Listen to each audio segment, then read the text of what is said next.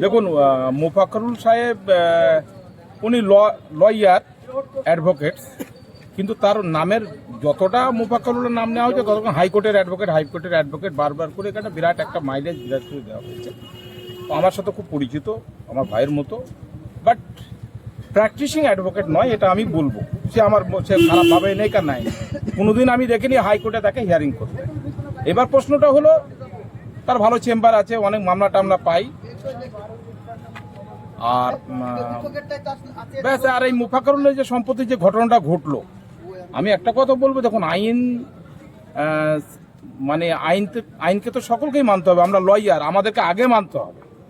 অতএব আমাদেরকে সমাজের প্রতি একটা রেসপন্সিবল হতে হবে। এমন কিছু স্টেটমেন্ট দেব না যে স্টেটমেন্টের কারণে ল অ্যান্ড অর্ডার প্রবলেম হয়ে যেতে পারে। এখানে আমরা সকলেই ব্যথিত, সকলেই দুঃখিত। এসআইআরকে কেন্দ্র করে মানুষের হয়রানি এবং প্রত্যক্ষদর্শী গ্রাম অঞ্চলে ঘুরছি, দেখছি যে যাদের নাম ডিলিট হয়ে গেছে তাদের ব্রেনও যেন ডিলিট হয়ে যাচ্ছে, এরকমভাবে তারা পাগল হয়ে যাচ্ছে। কিন্তু সেটা তো একটা সিস্টেমের মধ্যে দিয়ে যাচ্ছে, তারপরে তার ট্রাইব্যুনাল আছে, এবং কি চক্রান্ত নেই এগুলো সবই মানে আমরা অনুভব করছি।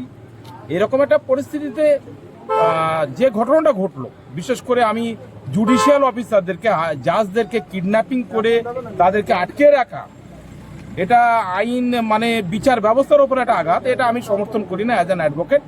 এটা অত্যন্ত অন্যায় হয়েছে।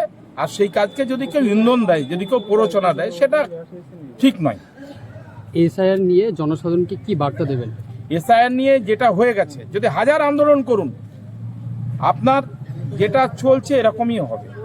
কেননা ইতিপূর্বে আমরা আন্দোলন করার কথা অনেকে ভেবেছে, অনেক মানে নেতা নেত্রীরা অনেক কিছু ভেবেছে, কিন্তু প্রকৃতপক্ষে এসআইআর বিরুদ্ধে সেরকম আন্দোলন গড়ে উঠাতে পারেনি।